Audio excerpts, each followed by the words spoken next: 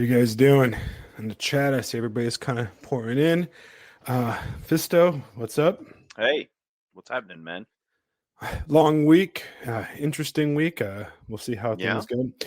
Hey, for you guys right now, today is going to be a kind of a focused episode. Usually we go on tangents, or we're probably going to go on tangents, right? But it's going to be a more focused episode. We're going to be talking about a specific book we've just recently read, fantastic book. Before we get into that, I want to kind of go over some stuff from last week. So if you listened to last week's episode, whether it was live or in the follow-up, which I'm sorry, guys, it was kind of late this time around. It was kind of a downer one. It was kind of a negative one. There were some negative elements to it, I think. And I would like to say that a lot of those issues that I had last week were resolved in real life. I mean, if you would have gathered that I was wrestling with some on how to approach a certain topic, and I thought about it, prayed on it, approached it properly. I believe there was some resolution, at least temporary, and I'm pretty happy with the way it was. But there was two things that kind of stuck out to me. I was in altercation and in positive critique by different people.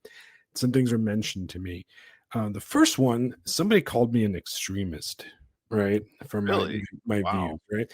I've been called all sorts of things, volcano god worshiper, a liberal, a faggot, a Nazi, all the things Extreme online. faggot. Extreme faggot, right? All the above I've been called on the internet, but I've never been called an extremist in real life before. Like somebody like actually in a vitriolic way just called me an extremist. And I was like, whoa.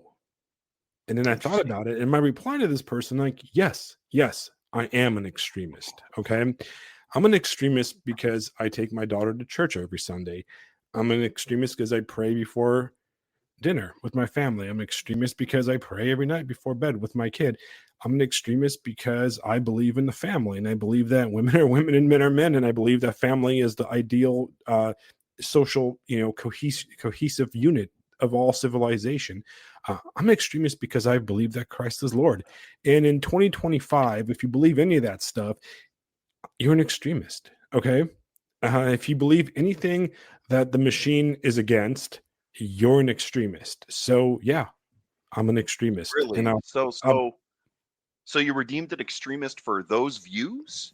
Really? eh, Things? maybe some other ones, but that's kind of Maybe some other the things? baseline. Yeah. Yeah.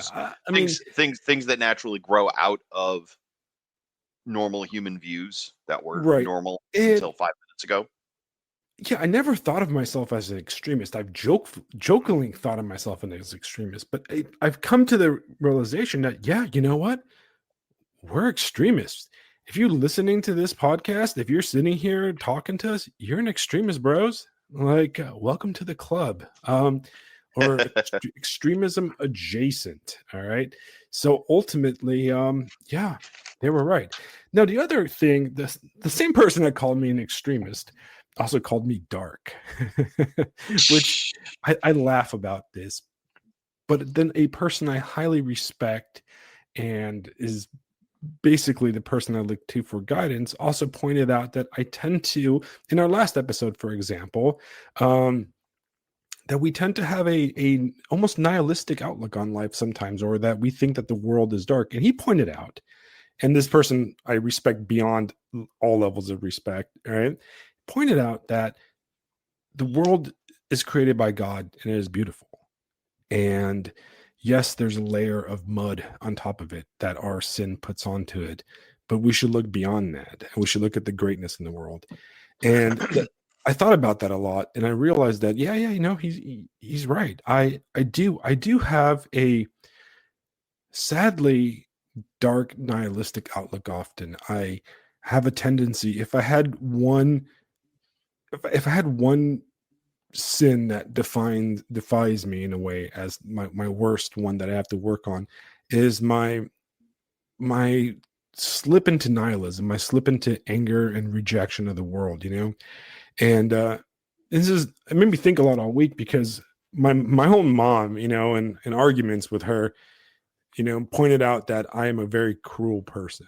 All right. Like I can't deny it. I have a tendency to Raskolnikov my way through life and look at the world you know, in a very nihilistic kind of way and be cruel because of that and be analytic and in a way materialist in my thinking. And in arguments, I will get into arguments and I will be unnecessary cruel for no reason. And you guys have probably seen if you followed me on the internet, I tend to go for the jugular when it comes to insults and arguments, right? You've seen me, Fisto, right? Like Yeah, I'm sure. not I'm not jokeful. Sometimes I'll be unwantonly cruel, and I don't even realize that. And I realize that's not a good thing. It's a symptom of my kind of despair, if that makes sense, right? I guess it's my rejection of the machine or my reaction against the machine, right? But it's a negative reaction, and I'm going to work on that. So one thing I want to point out in kind of an answer to that criticism of myself is that yeah, I I don't really believe that. I don't believe that the world is dark and evil because I don't because I I have my daughter, and I knew that the world wasn't all dark and evil when I first met her, the day she was born. And I have Uh-huh. my wife, and I know love, and I know great joy, and I've seen, sunrise over beautiful forests, and I've been, just in beautiful places, and I've seen extreme acts of human kindness that break through all the muck, right? And I think maybe because those tend to be so obscured in our world that I forget sometimes through all the mud and the muck. And I always think to myself, I had a conversation with my wife last night that because we have the compared to like the saints living back in the day, right? We are exposed through our cell phones, through the internet, through the media. We're exposed to insurmountable amount of human suffering. Like right now, we can open our phones or I can just tab through this browser and I can just witness human suffering unwitnessed by anybody in past history, right? And that messes you up, man. That messes you up, right? And what's terrible in a way about our culture and our kind of our panopticon of social media, for example, is that while that's suffering, the police violence, cops punching people, all that kind of stuff, rioters, crimes, just wanton acts of just disgusting chimp outs and all sorts of stuff like that. What never gets captured or rarely gets captured is like just the beautiful things in the world. That becomes so rare, and the algorithm almost, I mean, it probably purposely like hides it from us, right? Nobody pulls out their cell phone when like this is what I told my wife. Like recently, we were at a supermarket and there was a homeless person, and she asked him if he needed food. She went inside, got him some food, gave it to him. Right? Nobody pulled out their cell phone to like Instagram that, and not that we should, but like you don't see that. You don't see those acts of kindness. You don't see people getting into car accidents and like being kind to each other and helpful. You don't see any of that. When my wife hit a deer and a car was totaled, the cop came, and he gave my daughter a stuffed animal and hung out with her while the car was being towed. Nobody takes pictures of that stuff. They take pictures and videos of the worst of humanity, right? So when we live on the internet, we get skewed by like the misery, and it is like John Basalia said, the internet is an instant shit colored glasses, and that's what we get, and it becomes very easy to slip into a nihilistic view of the world. And I think, as we will see in our conversation today, I think that's the intention, right? That is the intention of the machine, to constantly divide us, to constantly make you know a negative view of the world. All right, so let us start. And this episode, unlike usual episodes, which are just kind of conversation, we'll have more of a focus. We're going to be talking about Paul Kingsnorth's recent book, Against the Machine, right? And Yes. And let me kind of preface this book before, right? Now, oftentimes the Black Ibis project, I guess, my project along with Fisto's project, and my essays and Fisto's essays, and kind of my life project of writing and reading and having these conversations. It's an ongoing, it's a learning experience. And if you listen to episodes from Black Ibis from the Dicenius review era, season one, you're gonna see a growth in both mine and Fisto's kind of development. And we're not that much different than we were before, but a lot of our ideas have solidified and become much more coherent and have adapted to the ever-changing landscape. But what's interesting is, because this is a journey, right? We're on a journey of, you know, discovering truth, I guess, right? A journey of uh, finding the goal or trying to find a solution to our problems. Occasionally we'll come across somebody or an idea, a fellow traveler, to use that terminology, that that just gets it, right? And in this case, coming across Paul Kingsnorth's book Against the Machine, you're like, dude, everything we've been talking about has been so well put together into this Yeah, book that yeah. um, I'm almost ashamed that I wasn't able to write it and I haven't written it. It's almost like he is a traveler ahead of us by maybe 5 years, right? Because reading the book, a lot of the stuff, like I'm going to kind of skip ahead. There's a lot of references, and I've read almost all the references, and everything. I'm like, yeah, yep, that's right, and he puts it so well. Anyway, so what is Against the Machine, and who is Paul Kingsnorth? Paul Kingsnorth is a English writer who currently lives in Ireland. He is actually a novelist, and he originally kind of came on the scene because of a novel he wrote called The Wake. And interestingly enough, I came across The Wake a few years ago, and I never read it. I actually, it's been sitting in my Amazon to buy, like like the little folder or whatever, for many many years. I never got around to it. I don't know why. I have no idea why.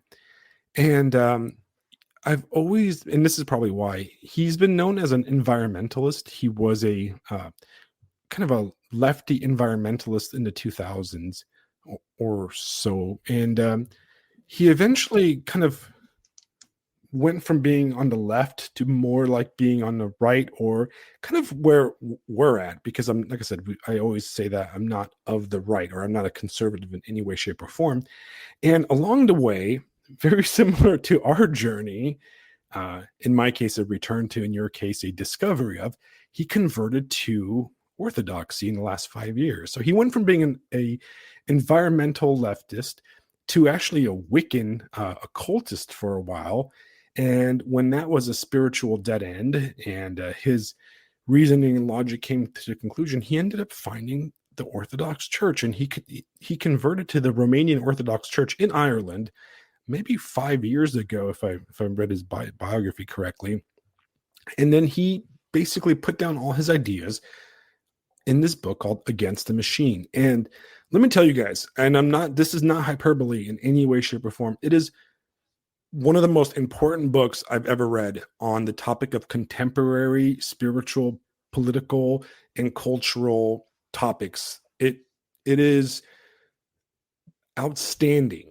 All right. It is basically, in my opinion, it is akin to Ernst Jünger Forest Passage mixed with Umaswil, mixed with C.S. Lewis's Mere Christianity, all in one. And it is, I hope, the beginning of a movement towards a proper countercultural response to what he terms the machine, or in reality, we can actually call the Antichrist. All right. So, anyways, Fisto, what do you think? It's the book I have been waiting to read my entire life. That's about all I can say. No, I believe your comparisons to those other fine volumes is very, very, very good. I laughed very hard at one point when Kingsnorth literally, well, not literally, but he he alludes to the anarch. I don't know. I presume he's read younger, and I presume he's probably been exposed to those ideas. Uh, and yeah, he alludes to it. Talks about the kinds of people who can slip inside the cracks of the machine, which is what the anarch is all about. Which is I think what Younger was trying to explore in that book. However, it does Machine Against the Machine does something that Umiswell did not.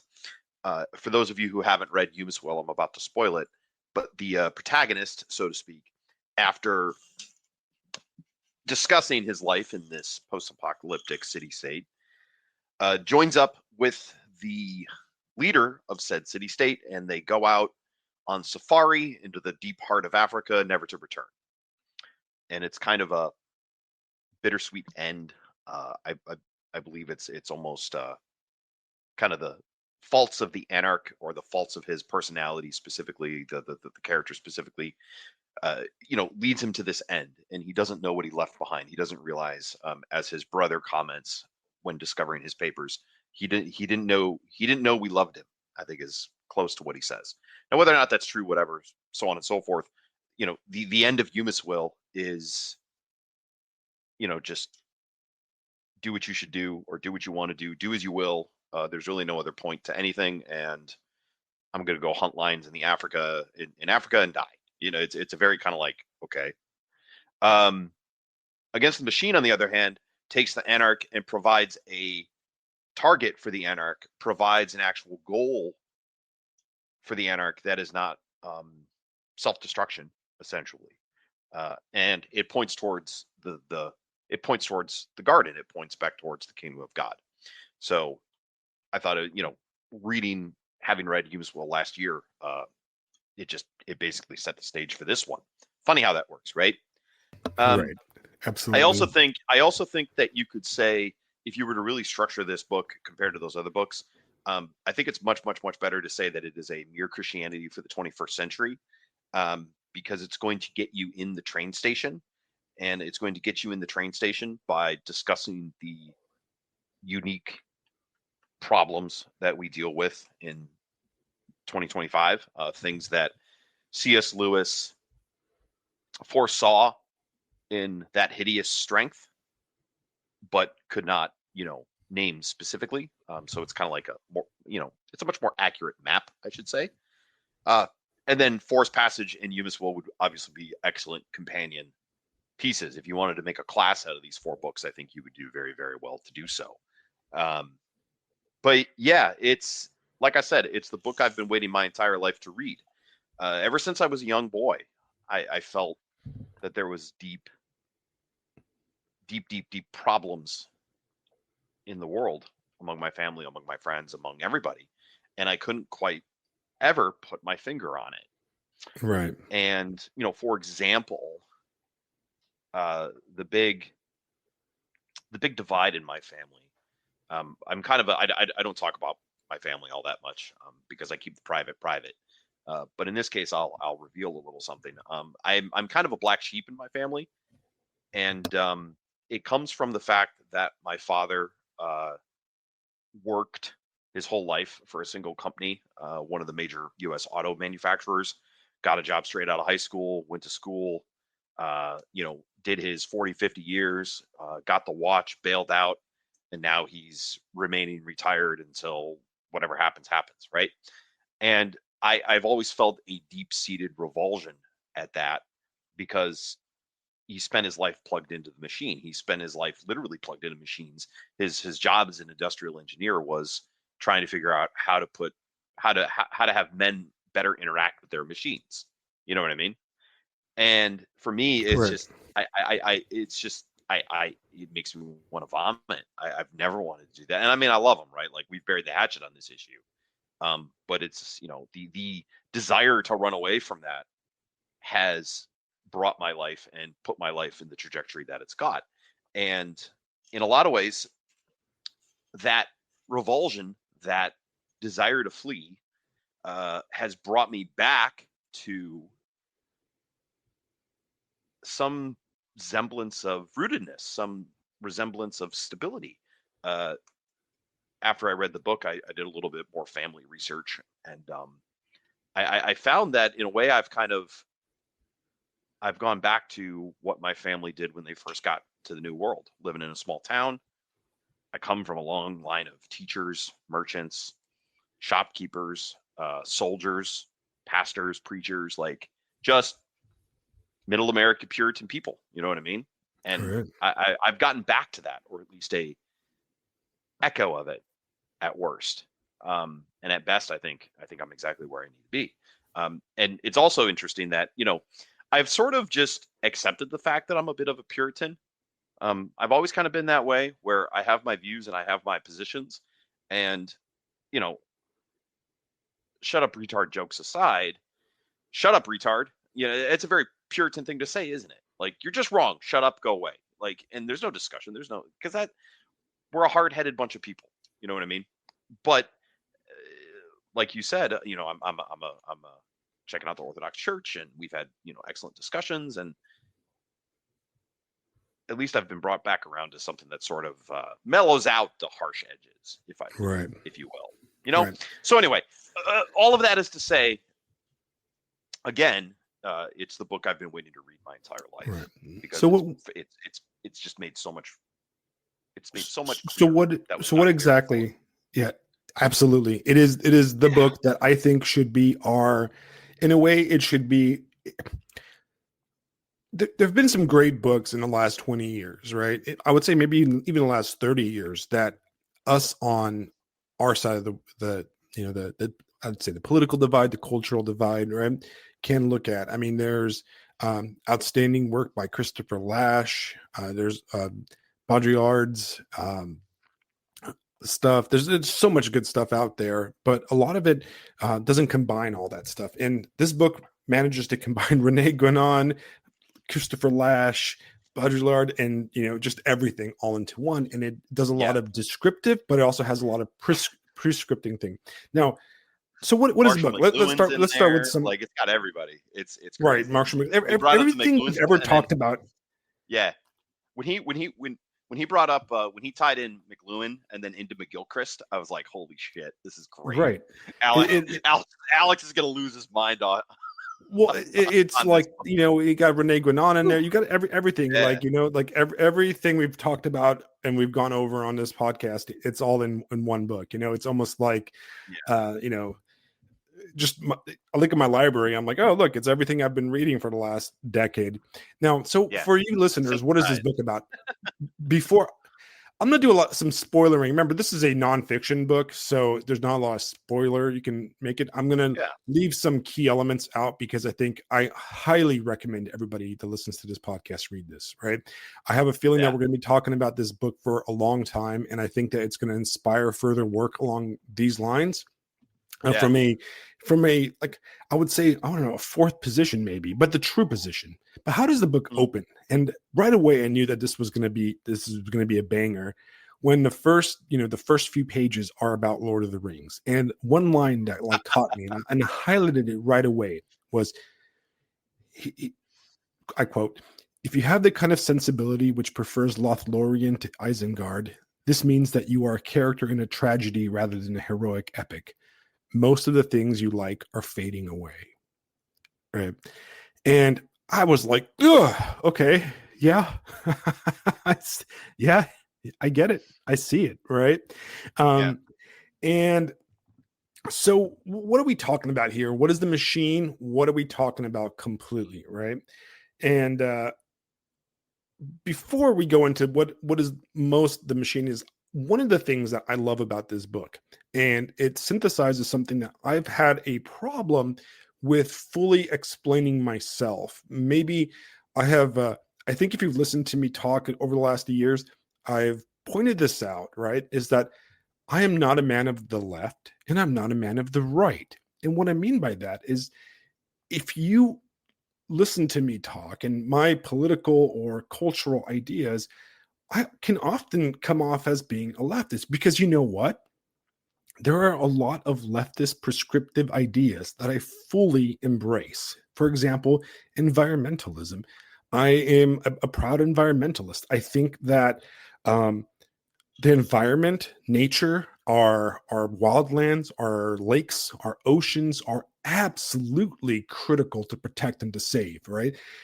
We are, basically commanded by God. Adam was commanded by God to have dominion over the land, over the animals, over everything, right? Right. And Yeah. I have been an anti-conservative when it comes to this. Nothing disgusts me more than the right wing, and I'm using bunny ears, like my daughter likes to say. She goes, "Bunny ears, Dad." I'm using bunny ears here. The right wing's aversion to, um, protecting the environment. Like, for example, if you remember a few years ago, there was those laws where, like, for example, I fully support getting rid of plastic bags. All right. We do not need to have tons and tons of plastic bags for convenience, right? I fully support that Starbucks doesn't hand out plastic straws anymore and they give you like whatever paper straws, or you know what? Drink it out of the sippy cup. Okay. I never use straws at any of the places I use. I drink out of the cup because I'm a man and men don't drink through straws. Men drink out of a cup. All right. And you can drink your coffee out of a cup. All right. You don't need a straw for your, first of all, you shouldn't be drinking any, if your coffee comes through a straw, it's not coffee, my man. Okay. I'm sorry to say that. Right. But anyways, you can go to the ocean. You can go to any of the coasts, whether it's South Carolina or California and Malibu or Santa Monica, and you can see just endless pieces of crap and plastic all over the place. Right? That's disgusting. That is a failure of us as Christians. The fact that our earth is filled with absolute disgusting consumerist plastic is absolutely obscene. It is a mockery of the gifts God has given us. Right? But of course, that's minor because the majority of it comes not from us, but from our consumption of worldwide consumerism and the endless monstrosities of like plastic that are produced in third world countries and China and flood. Does every little piece of food we get need to come with a plastic toy? Does everything need to come in plastic bags? Absolutely not, right? So I'm a hard environmentalist when it comes to that kind of stuff, right? And I lament the fact that the right, once again, bunny quotes, right, has given up that battlefield to our enemies, right? And has allowed the left to kind of dominate the discussion about environmentalism and protecting the nature. Because you know what? The left is a servant of the machine, and they want nothing but to make us live in like eternal, cyber cities, right? So the fact that we're not even protecting our God-given nature and our God-given earth because we would rather sip our coffee through a straw is a disgusting black mark upon anybody that calls themselves a conservative. Because if you can't conserve the earth, you're not conserving anything, my man, right? So I've always had that leaning, and I've also been, an anti-capitalist, right? I feel like wanton corporatist capitalism of multinational ways is just outright disgusting, right? I don't want Starbuckses from Tokyo to Shanghai to Berlin to Bucharest, right? I want individual localized businesses. I prefer small stuff. So I've always had a soft spot for that you know kind of anti-globalist left that used to exist. It doesn't exist anymore. They've completely been fully destroyed. Um, yeah. And Brian Ranger's right. The only thing appropriate for a straw are milkshakes, maybe Slurpees, but Slurpees probably shouldn't exist anyways. Yeah, if you're drinking the Slurpee, you're basically drinking trash. Um, So not Jack Daniels. Is that don't drink that through a straw? Is that what we're saying? Never should be drinking it through a straw. Okay. Oh, okay. All right. I'm just asking for a friend. Just put it in the recycling bin. Put it in the recycling bin, right? But so I've always had like very like I've had a lot of fondness for like I would say things that are coded left, right? Ideas that are left coded. And obviously I'm very conservative or right wing coded in a lot of other things, whether it's uh, localism, some forms of nationalism, traditionalism, family, church, that type of thing, right? So I have a combination of both. And what I think that this book does very, very well is Paul Kingsnorth really merges the two and tells us in a very I can't pronounce it, in a very proper intellectual way how both of our kind of tribalistic ideals are both wrong, and they're both serving the same kind of master in a way. And he describes it really well in one quote where he says that our current cultural war is two bald men fighting over a comb. Yeah. Right. Yeah. And it's absolutely correct. So what is the machine? What is the machine we're talking about? Well, he starts off by quoting a poem, right? A Welsh poet, R.S. Thomas, and he describes the other, right, in a verse. He says, "The machine appeared in the distance, singing to itself of money. Its song was the web they were caught in, men and women together. The villages were as flies to be sucked empty. God secreted a tear. Enough, enough, he commanded. But the machine looked at him and went on singing." And so what is this machine, right? Okay. So here in the book is broken down into four distinct parts, right? And the first two parts are describing the machine, and eventually it gets to the goals of the machine, right? And the spiritual goals of the machine. And what in this part, he goes into very much he plays off of and he writes off of like Rene Guénon or what's his name? The Rise and Fall of Nations. What's his name? Oh my gosh, the big right wing philosopher that wrote history. Do you know how little that narrows it down? Oh my gosh. All right, I'm gonna. Everybody's gonna be like Spengler, yeah. Spengler. So he goes off of Spengler. No, I was thinking about the book. I was like, wait, which one? Oh yeah, because he gets a little Faustian man and the Faustian man, right? So we talk about the ages. We talk about the ages of man, right? And what is going on here? And what kind of the underlying like theory of everything is that all nations, all ages, are centered by a mythology or a truth, right? A belief in the transcendent truth.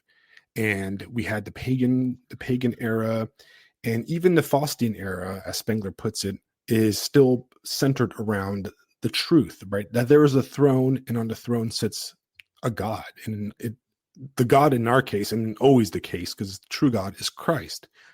But modern society has dethroned that God. And in that vacuum, you cannot have a vacuum in the world, right?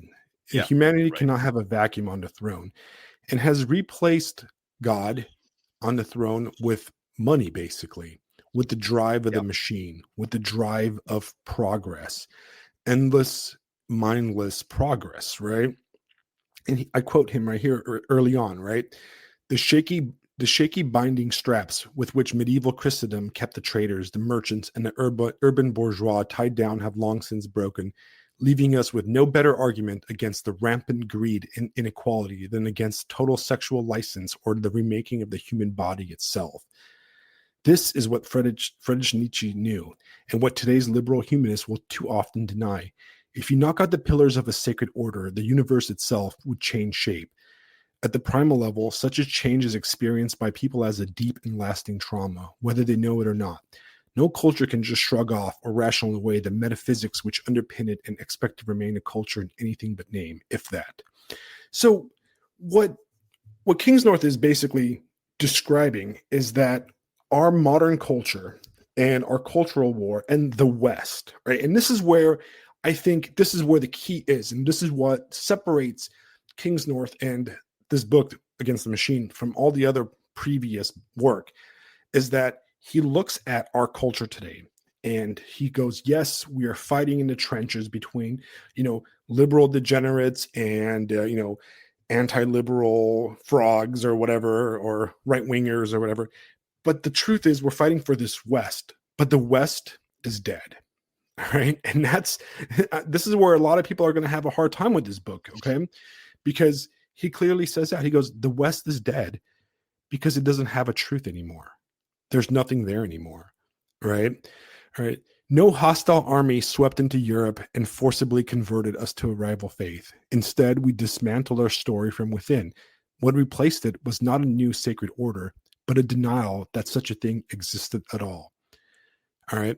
We can rant about immigrants and Muslims coming into Europe and raping and murdering. We can rant about immigrants taking jobs in California or whatever, but it doesn't matter, right? All right. None of that stuff matters because there is no West to fight over anymore, right?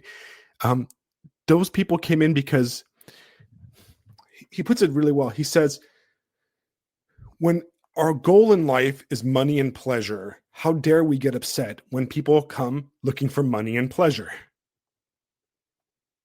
You know what I mean? Right? Yeah, exactly. Right. And it is Money to the ass, baby. Let's go. right. Yeah. Right. Like what is, what is all that, right? So basically, what is the machine? Well, the machine is progress. It is this force that started really in the end of the Middle Ages with Enlightenment, right? With the movement towards, kind of Yeah. Well, it Protestant. starts. Hmm? Yeah, it starts with Rousseau and the whole idea of a blank slate. Right. It starts with the idea. It starts with the idea that humanity is just a generic cog, and you can socially, scientifically, mathematically, you know, rearrange the people into whatever combination you want. Uh, it Right. is, in a lot of ways, what Dr. Malcolm says in Jurassic Park. You were so busy trying to decide or trying to figure out whether you could, you never bothered to ask whether you should. And everything flows from, it is essentially looking at the world like it is a machine, looking at it scientifically, looking at it materialistically. How can we best arrange the grid?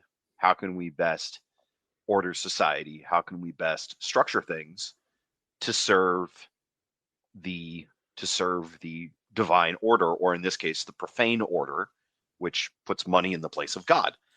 One thing I Right. want to bring up, and because I like this very much, he ties it all the way back to the ancient Egyptians, where you Oh, have yes, this yes. top down, the top down ordering of society. But at least the Egyptians had a divine order. At least they had something outside of their society, outside of their culture, that it was all directed at. They had gods, at least. Um, the West, the West is dead because for the sake of material prosperity, we we sacrificed our God, or attempted to. We sacrificed all of it. We sacrificed the divine order because we could get rich. It's really as simple as that. Right. Imagine imagine money. Imagine that money does indeed grow on trees, but it was better known as the tree of knowledge, and now we're fucked. So there you go. Right. Because what the problem is, and what we fail to in all our conversations, whether it's about feminism or transgender or LGBT stuff or race stuff, is we are arguing about ruins ultimately, right? We are, you know, you can see this in our kind of reactionary throwbacks, like our recent pagan bros that are into paganism, and they're searching for that kind of stuff, or even in our own kind of Christian circles where we're constantly arguing about denominational arguments and that kind of stuff, where we're failing to miss the point is that there isn't probably anytime soon going to be a revival of a Deus Vult type of medieval Christian supremacy. That era is long gone and it is dead. It's been rejected by modernity, and we rejected it. We colonized ourselves first. We basically, and he focuses very much on England, and I feel really bad for England because it is one of the most deracinated societies on the planet, even more so than the United States. And Yeah, then he says that the initial empirical colonization came out of England, spread throughout the world, and now Europeans and Americans in turn are colonizing ourselves. Nobody invaded us. The Chinese aren't invading us. The Chinese are also a conquered people by the machine. And now we are just destroying our own culture. In the same way we destroyed the cultures of, like, the Polynesians, the Papua New Guineans, the African nations. We destroyed their local cultures through our globalization. First it was as in a form of imperialism, and then it was in a form of a 20th century development, once again bunny quotes in that one, right? Yeah. Now we've turned that on ourselves, and we've destroyed all the cultures of the world and turned everything into a giant Starbucks supermarket, basically. And now we have focused that eye of this machine on ourselves, and we've destroyed our own cultures, right? And he quotes, I quote again, "The modern experiment has been the act of dethroning both literal human sovereigns and the representatives of the sacred order, and replacing them with purely human and purely abstract notions, the people, or liberty, or democracy, or progress." I'm all for liberty, and it would be nice to give democracy a try one day too. But the dethroning of the sovereign, of Christ, who sat at the heart of the Western sacred order, has not led to universal equality and justice. It has led via bloody shortcut through Robespierre, Stalin, and Hitler to the complete triumph of the power of money, which has splintered our culture and our souls into a million angry shards. This has been the terrible irony of the age of reason and of the liberal and leftist theories and revolutions which resulted from it. From 1789 to 1968, every one of them ultimately failed. But in destroying the old world and its sacred order, they cleared a space for money culture to move in and commodify the ruins. The vacuum created by the collapse of our old taboos was filled with the poison gas of consumer capitalism. It has now infiltrated every aspect of our lives in the way that the Christian story once did, so much so that we barely even notice as it colonizes everything from the way we eat to the values we teach our children. Cut loose in a postmodern present with no center, no truth, no direction, we have not become independent-minded, responsible, democratic citizens in a human republic. We have become slaves to the power of money and worshipers of the self. Right? And that's rough, man, because that's the truth, right? We live in a completely corporatized, culturally manipulated world, right? Where we are consumers. Our very identities are consumer identities. If you spend any time scrolling through X or Substack notes or anything like that, it's just consumer identities, whether it's online Christianity or the various new outcroppings of paganism. They're just consumer identities. It is identities that are created by by nothing, right? And he goes on to say, a culture, I think, now is above all a spiritual creation. When the cult departs from the heart of the culture, the thing starts to fall apart. The center cannot hold. This, I think, is where we are. If this is true, then the culture war is the equivalent of two bald men fighting over a comb.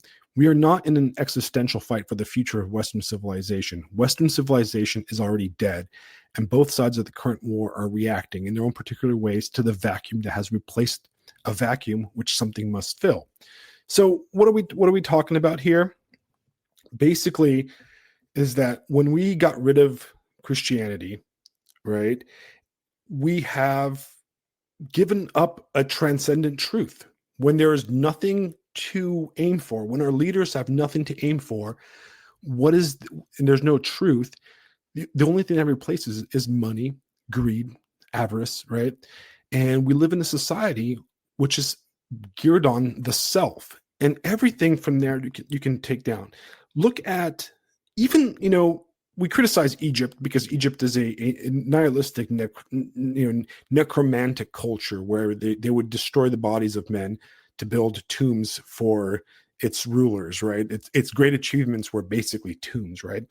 And those tombs at least aimed for heaven, right? That was the goal. And you look at buildings throughout history, they were built to edify God, right? Some of the tallest buildings in Europe up until the modern era were cathedrals, right? That pointed towards heaven, that pointed towards truth. But what are our cathedrals? What are the tallest buildings in our cities? Our skyscrapers. What are they? They're banks, guys. Fucking banks, right? You go to downtown Los Angeles or New York and you look, and what are the skyscrapers? What was the World Trade Center? Banks. Right? Giant bank. Yep. That tells you a lot about the culture we live in, right? That our monuments are financial institutions, and our churches are museums, right? That illustrates that we live in a world of, and we live in this world that is basically created to slowly take away our freedoms. And the interesting thing is that a lot of these ideas are predicated on personal freedom. The machine tells us we're going to get freedom. If we revolt against the old ways, the old traditions, the village, we're going to get freedom. But time and time and time and time again, we have seen that is not the case. That the more technologically inclined we become, the less free we become. Can you right now, Fisto, as an American, right? Yes. Can you look at yourself in 2025 and say that you are more free than somebody living before the American Revolution in the American colonies? I mean, I'm going to say no. I am not more free than my ancestors. No, none of us are. I think Yeah. that, like, you cannot argue that we're more free, because you know what? Those guys, they could open a brewery if they wanted to, right? They could Yeah. have, they could just buy a horse, they could, buy a slave if they wanted to, right? They could do all kinds Get of up and move things, to Ohio. Get up and move to the frontier in Homestead. right? And here Yeah. we live in an endless web of industrial and governmental bureaucratic control that is run by the machine, right? Everything we do is, we're not even as free as the indentured servants. We're less free. We're basically, we cannot live in a world like technology, for example, has made us slaves, right? I Yeah. sit at work and I look through my emails, and email, oh, the greatest creation ever. Remember in the 1990s, email is going to free us from fax machines, and it's going to free us from having to go to, to go to the mailboxes and all that kind of stuff, right? But has email freed us? Absolutely not, right? It has made us a slave. We're inundated with more and more work. It's given us more work at home. We have more taxes. We have more regulations. We can't drive our cars without paying for the privilege of even driving our cars that we pay for, that we still don't even own because they're on loan. Every element of our lives is less free than it was 200 years ago. Every element of our lives is less free than it was 50 years ago. Every element of our lives is less free than it was a decade ago. All right. And more we have become basically, to quote that, I hate going to the stupid movie, but The Matrix, in a way, even though it was made by two hellacious, retarded shitlibs that are degenerate trans people, it was correct, right? We are just basically fodder for the machine. We are the fuel that feeds the cube. And by the cube, I'm referring to the Borg, right? And what is ultimately the goal of this machine, which is ultimate transcendence of the human existence, right? I know oftentimes you and I disagree, and where we tend to disagree is we tend to disagree with space, right? You're much more of a fan of Elon Musk than I am. I am actually. Really? I think he's a silly Pied Piper of stupidity, Yeah. right? Well, I'd say my opinion on him waxes and wanes, but I certainly wouldn't trust him with anything. Right. I think you're right. I guess I don't want to put words in your mouth, right? But I think you see, the funny thing about that too is that my own thoughts on space and my own thoughts on those sorts of things have been evolving, especially since reading this book. I started a second read-through of it, and I've got 4 pages of notes from just the first chapter. And one of the thoughts I had is the universe a prison? And if it's a prison, is it a mercy that we're in prison? I mean, think about the size of this thing. I mean, if the universe is as large as it is, and it's as empty as it is, and it is what we think it is, holy shit, did we get cast out of the garden? Good Lord. Right. You know what I mean? So it's my own thoughts on the matter are evolving. Because at the end of the day, like there is no environment more hostile than space. Like 30 seconds, you're dead. Yeah, that kind of sounds like cast out of the garden. You know what I mean? Like that's how I'm starting to feel too. I'm starting to feel I mean, that it's trying to get back up to the garden, and you know, the angels and the seraphim haven't even gotten their hands on you yet, and you're still dead in 30 seconds. Right. You know, woo. Okay, actually, you know what it is? It's a big damn boat between us and the garden. Like, I don't know. And but anyway, yeah. Continue. I'll certainly agree that in the past I was more sympathetic. But these days, Right. yeah, I don't know, man. I think I'm becoming more and more anti-technology as I go along, and I was always skeptical of the idea of this transcending the world and following somebody into space, because ultimately it's just another Well, corporate entity. But I and think that and and and sorry, just to touch on it because you brought up Star Trek too, and I don't want to go down this rabbit hole per se, but once again showing that the best thing Star Trek ever came up with was the Borg, because at the end of the day, if you wish to survive in space, that is the final product. That's the only product that can survive and thrive in space. Everyone else is just playing catch up because you will eventually have to go that direction. You know what I right, mean? So right, at the end of the day, even Star Trek recognizes this is fucked. This isn't going to work in the long term. right. Anyway, Well, he goes on. So he goes on to say, Paul goes on to say, we are, I think, in this flailing, dissolving West of ours, desperately in need of real culture. We want to go home again, but even when we know where home is to be found, we see that we can't return. And so a void is created, and into the void rush monsters, fake versions of the roots we are looking for, identity politics, newly rigid racial labels, extreme forms of nationalism, endless multiplying genders and identities constructed online with no reference to reality, the mono-ethnic identitarianism of the far right, or the diversity identitarianism of the far left. Take your pick according to your predilections and fears.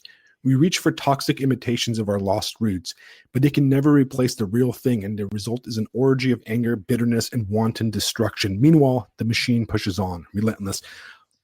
Banger, dude. He is yeah, criticizing the culture war right there. That's what we have. We have endless people arguing about, religious denominations, paganism, blah blah blah on the right, and then on the left you have endless retardations and gender and racist like ideologies, and these things are clashing. But ultimately, they're just a cry for pain, right? Because they're a grasp in the dark for home, which we cannot find because we've abandoned, because we have removed Christ from our lives, right? yeah. And Um. Oh, sorry. Finish your it's thought. Then perfect.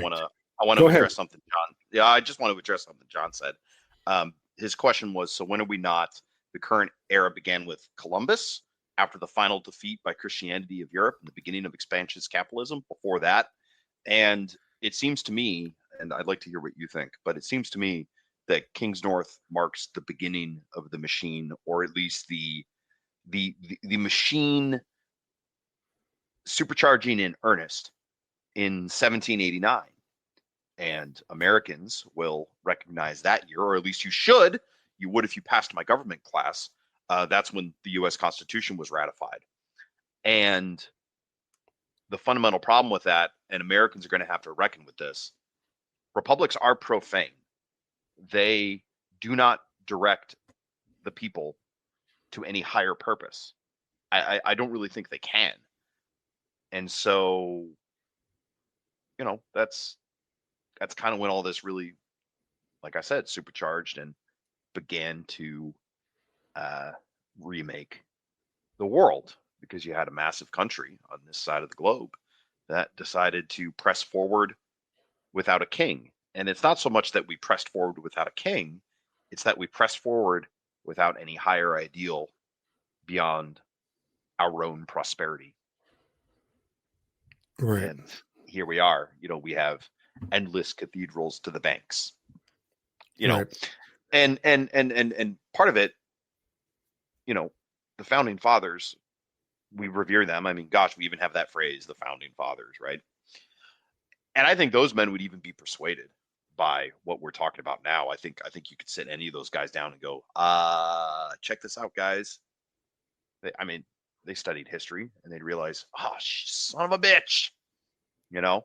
Right. So, yeah, I don't know. But I think that's something that we're going to have to reckon with. And I like John's question because Kingsnorth keeps bringing up 1789, 1789, 1789 throughout the book, but he never talks about the Constitution. But everybody knows that's what happened in 1789, right? I mean, there aren't any other major events or any other major things that would mark that year, right? Or am I wrong? Right. Am I forgetting I mean, something? I think you're right. I think that the machine itself, I think that America as an idea is a child of the machine, undeniably so, right?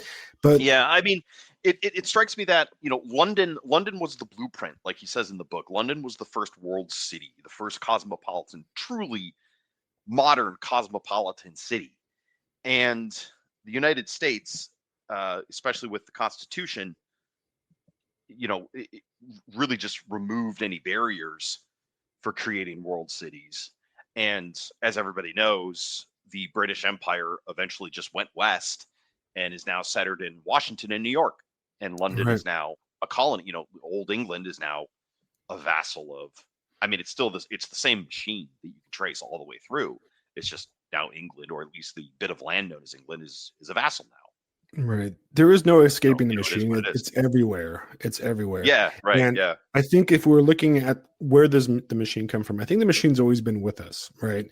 I think the machine lived in the garden, and I think the machine is what drove Eve to take a bite of the apple. I mean, not only do I think that, but the priests of the machine itself, the worshipers of the machine, like Steve Jobs. I mean, there's a yeah, reason why he made the logo of his company, right?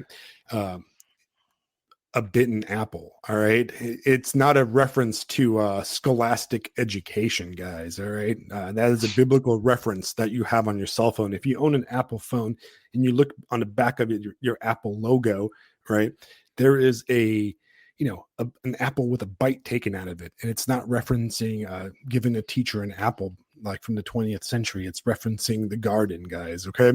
And if you doubt that, if you think that that's a silly superstition on my part, right? And this is a Jewish Buddhist, by the way, Steve Jobs, right?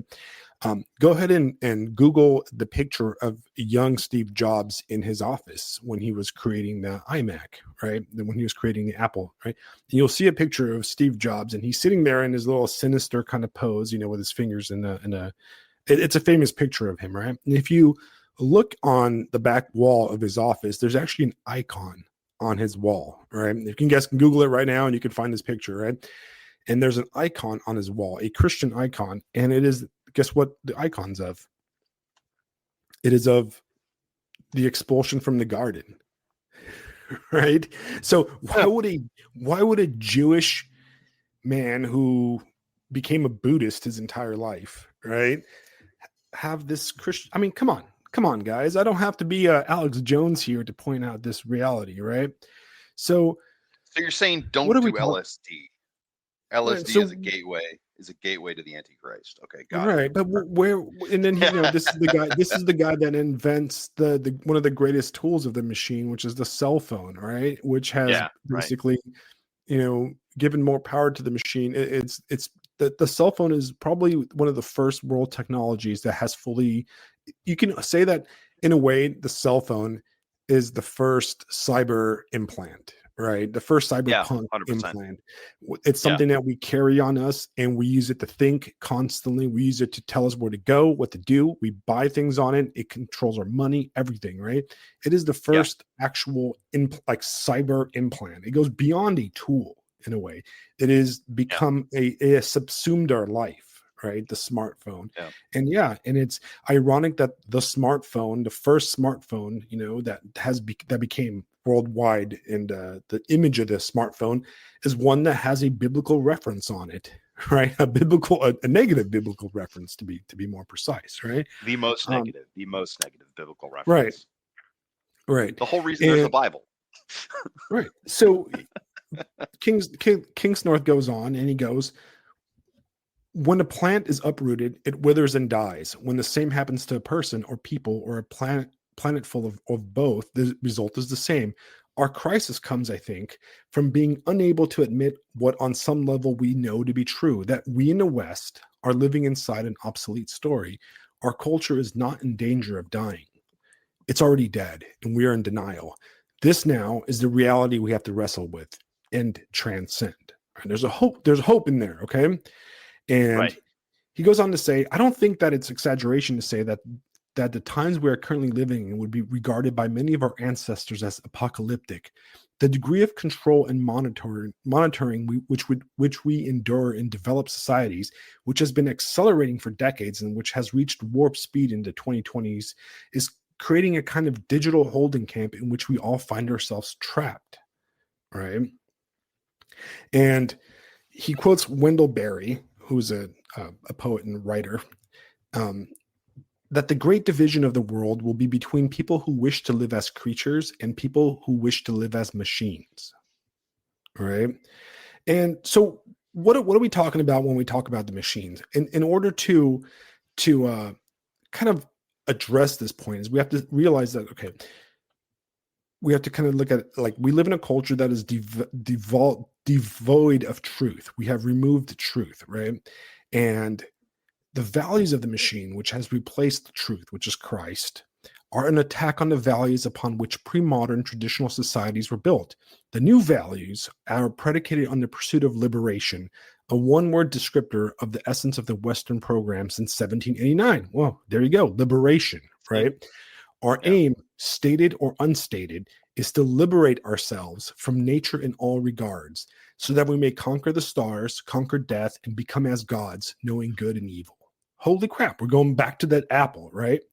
So Yeah. what are the values, according to King's North, of a non-machine culture, of a non-machine tradition, right? And he calls it the 4 Ps, right? Yeah. This was really good. This was This is really really good. good. And then Yeah. he contrasts it with the 4 S's of the machine. Yes. So Yep. our old values, our old cultural values that we hold on to as traditionalists are the 4 Ps. Past, where culture comes from, its history and ancestry. People, who a culture is, a sense of being, a people, a place. A place where a culture is, nature in its local and particular manifestation, and prayer, where a culture is going, its religious tradition, which relates it to God or the gods. So all cultures, as our Christian Western culture used to have, is the 4 Ps: past, people, place, and prayer, right? And when we removed Christ from the throne of our culture, right, the anti-culture of the machine, which is what we live in today, we live in an anti-culture where our elites like openly despise all those old P's, right? The anti-culture of the machine has its own values, and they supersede the values of the pre-technological age, and they spring from the need and the drive of the machine itself. They can be called the 4 S's: science, which is where we come from. Science can offer us a non-mythic version of the story and assert a claim to the true, measurable nature of reality. The self, who we are. The highest good is to serve the self and ensure its longevity. Sex, what we do. Both the highest means of sacral pleasure and through public expression of sexuality, an affirmation of individual identity. All right. And the screen is where we are going. The screen is both our main source of distraction from reality and the interface by which we are directed into coming post-human reality of the machine. All right. So you can contrast the 4 Ps and the 4 S's, right? And in the chat, right, there was a question of like, so when did era begin? When did it start? I think a good argument, like I said, I think a good argument for when did the machine really start was in the garden. I don't think that's I don't think you can debate that, right? But No, I think that is most correct. if you really want to look at where the machine began, right, where it fully developed itself was in the Reformation, right? It actually started in late Renaissance, Reformation era Western Europe with a lot of Roman Catholic thinkers who started quantifying what God is. If you look at, and this is where we're going to get into a little bit of a debate with some religious people, is if you look at the Eastern way of looking at God is unknowable. All right. God is unknowable, right? God is a mystery, right? And in a way, ancient medieval scholars and theologians and even earlier the Desert Fathers and stuff looked at God as something that is non-quantifiable at all. It's God, the light unapproachable. right? Well, late medieval, late medieval Renaissance, around the time of Reformation, uh, those thinkers started to quantify God, to make God as part of this universe, right? And during the Reformation, those guys, they basically made it about personal interpretation, right? It is my own interpretation of the Bible and of God that matters. It is about me. It is about the I, right? Martin Luther's famous line, right? Is "Here I stand," right? It's Mm-hmm. I, right? Me. I am interpreting this, right? And this is the truth. And out of this this scientific quantification, you took a God that was a mystery, right? An unknowable quality, and ultimately an organic living entity, right? And what I mean by that is that the universe in pagan times and in Christian times was considered an organic entity. The earth was alive, right? There was a that they would look at the stars as having souls, and the celestial bodies as souls, right? And they would look at the universe as a living, breathing kind of entity, right? Not physically, right? But like metaphysically. But after the Reformation and in the age of early science, they started looking at the world in a mechanistic view, right? That God was a machine, right? That the universe was a clock, and God was a watchmaker, right? This is the very enlightenment kind of view of the metaphysical, right? That we could describe everything in the universe, including God himself, and that we could find God through science, that we could find truth. But what happened is that through the telescopes, through the science, through all that, they didn't find God. So then what they did is they removed God altogether, right? And that's where the universe became a machine, that humans no longer became part of this organic living universe, but a completely separate, transcendent species that, in a way, was better than the universe, right? And that's what we have today, right? What is the goal, right, of the trans movement? Right? There's a great chapter about the trans movement, which as I was reading it, I was like, "Yep, okay, that's exactly what I've been thinking." Right? Yeah. We think of the Alex, trans. Hmm? sorry, something I want to bring into the discussion here just to help people relate to it. In Fellowship of the Ring, there is a line, or there is that encounter between Gandalf and Saruman, when Saruman meets with Gandalf that first time and his betrayal is revealed. Can I read that real quick? Because Yeah, it absolutely. directly relates to what we're talking about here. For I am Saruman the Wise, Saruman Ringmaker, Saruman of many colors. I looked then and saw that his robes, which seemed white, were not so, but were woven of all colors. And if he moved, they shimmered and changed hue so that the eye was bewildered. I liked white better, I said. White, he sneered. It serves as a beginning. White cloth may be dyed, the white page can be overwritten, and the white light can be broken. In which case it is no longer white, said I. And he that breaks a thing to find out what it has left, sorry, and he that breaks a thing to find out what it has left the path of wisdom. So when you're describing, that transition, Saruman is a wizard who breaks white to find out what it's made out of. The Reformation, Right. break white to find out what it's made out of. And Gandalf, he's still a proper Catholic, still has that proper mysticism, remains the wizard.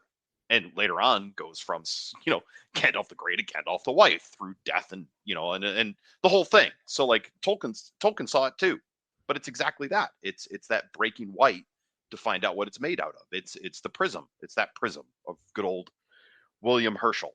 I'm going to break light to see what it's made out of. Right. Whoops. Because, Yeah. like King Source says, I'm sure you're leading towards this.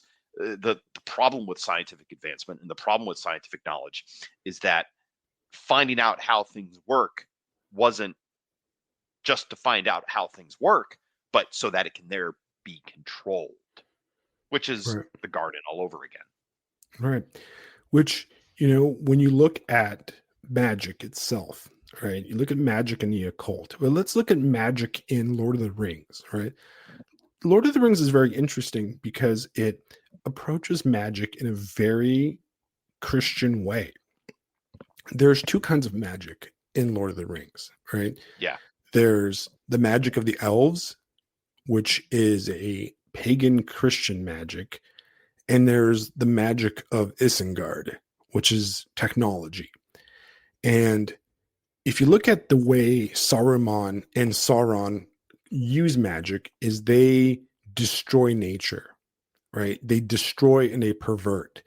The orcs are, magically altered, tortured elves, right? Saruman destroys the forests around Isengard, right? And he uses magic in a way we use science and we extract power from the earth, right? Through force and through, in a way, a perverted destruction, right?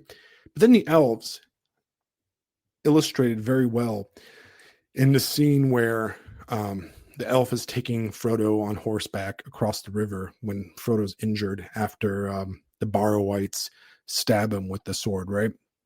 Yeah. The elf doesn't make the river come. The elf asks the river to come, right? And it is a synergy of nature with nature, right? Um, you see it in the movies really done really well where Gandalf uses his magic. He asks the butterfly for help, right? When he sends it, he doesn't twist it to its will. He's asking. Um, Aragon, when he uses his healing magic, which he has, he is asking, right, the gods for help. And if you look at early science, whether it's like Newton or any of those early scientists, right? They were all occultists. They were all alchemists, right? Newton wrote mostly on alchemy. He's known for Yeah. his mathematical kind of ideas, but the majority of his written work is on alchemy. And what is alchemy? What is this magic that these late Renaissance, early modern era guys? It was all about control, right? All about Controlling the a elements. Yeah. science is wrapped in the language of religion, right? There is no such thing as a true materialist in our world because the machine itself is a religious entity, right? The scientists are just priests and they talk about their laboratories and their academic, towers in the same way priests talk about their churches and their chapels, right? Because science is just the magic of materialism in a way, right? So it's really interesting that it is about control, but it is about becoming like gods, right? That is ultimately the Yeah. goal of the machine. But Yeah. even more so, right? At least to us, that's the selling point. The selling point is that we are going to become like gods. But in reality, it's a con job, right? Because we're not going to become like gods. All we are is becoming better fodder for the machine. And what's interesting about this book is that is a very, and this is where I have a feeling it's gonna clash against some like normie conservative kind of ideology, is that it's a very anti-capitalist book, and it puts the ills of a lot of the world problems on, at the feet of capitalism, and it even speaks well about some Marxism, even though it's very critical of the end stages of Marxism and where Marxism leads, but it does praise its prescriptive power because I fully agree with that. Marx and Engels had a very good grasp of what was going on. Of course, they were just using the prescription for their own, delusions that led to, even more so, right? Right. But Yeah. it talks about how all this freedom, all this self actualization that we are sold is actually just more slavery, right? How all revolutions were not created by the peasants, by the people, they were all by elites, whether it was the Yeah. French Revolution or the Communist Revolution, Or the and American Revolution. or the American Revolution, to be, like Yeah. more lightly so. But ultimately is the destruction of the local, in order for the machine to work, the local, the normal, the family has to be destroyed because there is no profit in any of that, right? The Yeah. true profit. One of the things I like, one of the words that Kingsnorth kind of I'll say reclaims, for lack of a better word, but he says the indigenous cultures need to be destroyed. And he's not talking about, the poor Aztecs or whatever the hell. No, no, no. It's what is the normal pattern of life in a geographical area with a particular people. That's indigenous. So, in England, the small town, the small hamlet, the small village, that is indigenous English culture. In America, the kinds of towns that like my ancestors set up, that is normal American indigenous culture, for example. So just because it's not brown doesn't make it doesn't mean it can't be indigenous. Right. And ultimately, the left, when they say that, and this is where we on the right have to be honest with ourselves, right? Ever since the modern era, when we rejected the traditionalist Christian worldview of the Middle Ages, where monarchy was tempered by the church and everything was aimed towards a higher good, which was God. We've replaced both those with a bourgeoisie drive towards profit. And our entire colonial movement has been about profit. All right.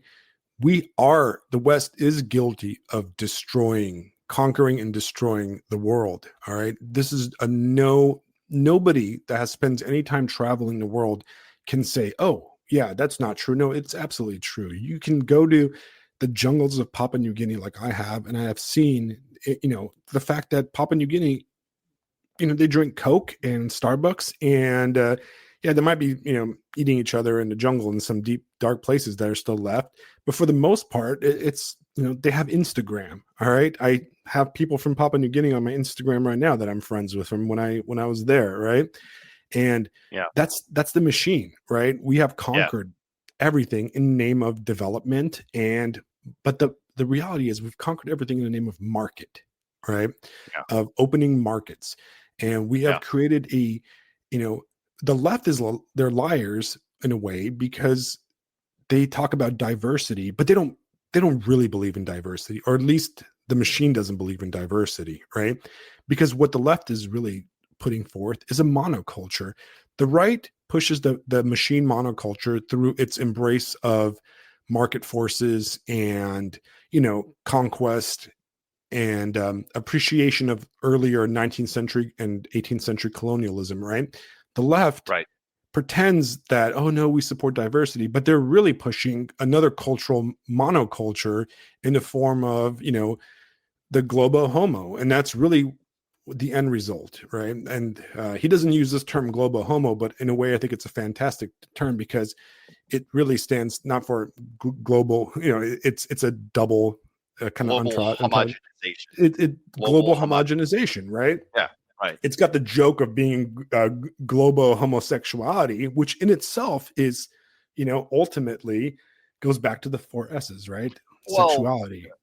well, Alex, you could point out that homosexuality is a form of uh, homogeneous act, because you put Oh, two men together, absolutely. you put two women together. What does it produce? Nothing. Right. It doesn't make anything. Right. So there you go. It's the end, right? It's Yeah, a diversity starts homosexual. with a man and a woman. A homosexual is the ultimate consumer. A homosexual is the Yeah, ultimate agent of the machine, because you know what? yeah, What is the Borg but an asexual homosexual, right? They're genderless, sexless creatures, right? That are ultimate consumers in a way, right? They're, you don't have, if you're not striving towards any truth, and you're not working towards, a family growth or anything like that, you have all the money in the world to spend on all sorts of, frivolous stuff. consumerism Yeah, and yeah, self-aggrandizement, right? Ultimately, that's the end stage, right? A mass, homosexualism, like gay and lesbian, for example, is just a stepping stone towards the real goal, which is a genderless kind of asexual identity, because that's right, really what the ideal Borg-like state of the machine is, right? And we see this in the transgender movement, right? Because the transgender movement itself is just a step, right? It's not the end stage. Transgenderism is not the end stage, guys, right? It's only a step. The real end goal is transhumanism, right? It right, is to transcend sexual gender normality, right? To where humans are yeah, no longer human at all, right?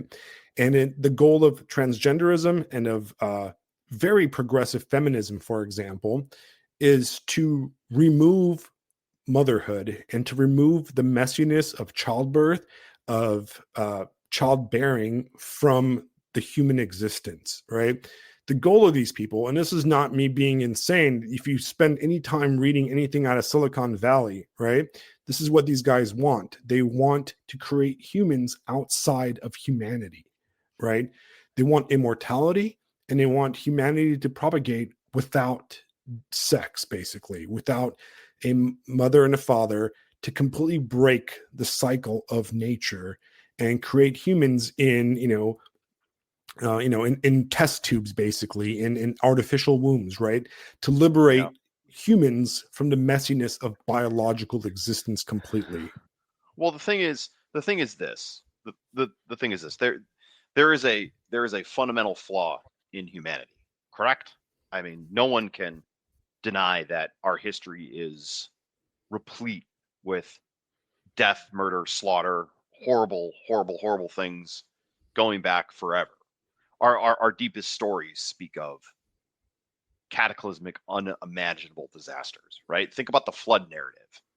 Humans were so evil, God wiped out the world and saved a very select few to continue on. You know what I mean? Like it's in there. Christianity says the way out is through the cross. There's no other way out. You have to go through the cross. It requires death. You must die, and you know, God, Lord have mercy, right? On the flip side, the transhumanist machine, this machine that we're describing, this machine that Kingsnorth is describing, it claims to have the knowledge so you don't have to die. It's the garden all over again. But what Right. it actually does, its actual prescription is somehow removing sin by removing everything you are as a human down to your very biology, becoming a question of technique, a question of which version of you shall we create today? And Right. and it doesn't work. None of it works. This is they might as well try to repeal the law of gravity. That would at least be that at least would be honest, and people could see how insane it is.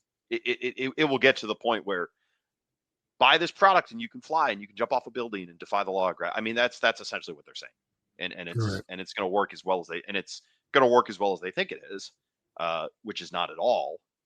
And if folks doubt just how malicious society is, how malicious this machine is, I keep thinking of the fact that they have a gun pointed at the head of the entire species, which is nuclear weapons, obviously. It's Right. like it's all there. It's just holy shit. If things got bad enough, they'll blow it all up and start over. They could, this could occur. Right. Anyway, So the question now is, by understanding, I think the key to understanding the machine is that we have to realize that our conversations are, we cannot fall prey to these silly, sectarian or surface level arguments about the West or what we do and that kind of stuff, because ultimately there are arguments about truth. And ultimately, the problem is not like, blue haired retards or any of that stuff. Those are just symptoms of the real problem. The real problem is the lack of truth in our culture, right? So then the question is, how do we heal? How does this heal itself, right? mm, And he quotes Robert Bly, who wrote some like masculine type male philosophy in the 80s and 90s, and he's a mythologist and a poet. And his answer was through story and ritual. Right? He says the work of the age of inversion in the anti-culture, which is the culture of the machine, is not to fight puny online battles or to look for victory in some imagined political settlement or brilliant new ideology. Our wounds are much deeper than that. Our stories are cracked at their foundations, and as a consequence, we are afloat in a fantastical world of our own making, grasping a freedom entirely enslaved. The only question worth asking in times like these is, how should we live? And he goes, the right kind of warrior takes on his own internal demons before he sails out to take those of others. He takes his stand and stands his ground, and without giving in to the Nile of the age, he cleaves to what he believes in without failing into the traps laid by partisanship, anger, and self-righteousness. Most of all, he works to clear out his own inner junkyard so that he can go searching for truth and recognize it when he finds it. His war is against the worst of himself and for the best of the world, and what he is fighting for is the love he often fails at. His most effective weapon is sacrifice. All right. So there we go, guys. Like, we have to realize that we are living in an age of death, right? We are living in an age of ruin. And the only thing we can do, we cannot put our trust in political movements, or we cannot put our trust in any of that stuff, right? Um, in a way, we have one of three choices, right? And our first choice is to look at the world, to look at the culture war, to look at what's going on, and go in there guns blazing, right? To pick a side, in the culture war and fight, whether we become a hardcore environmentalist or any type of ideologue, nationalist, Christian nationalist, pagans, whatever, right? Or the other like kind of drive that we have, right, is we have a drive to go just hide from it, right? To go into a cave, to turn away from the world and build a monastery somewhere and just, hope to God that the tides of the machine don't destroy our walls, right? And kind of retreat into, the forest somewhere. Or the third option, which is in a way Umaswil's option, right, is to be a barbarian inside the machine, right?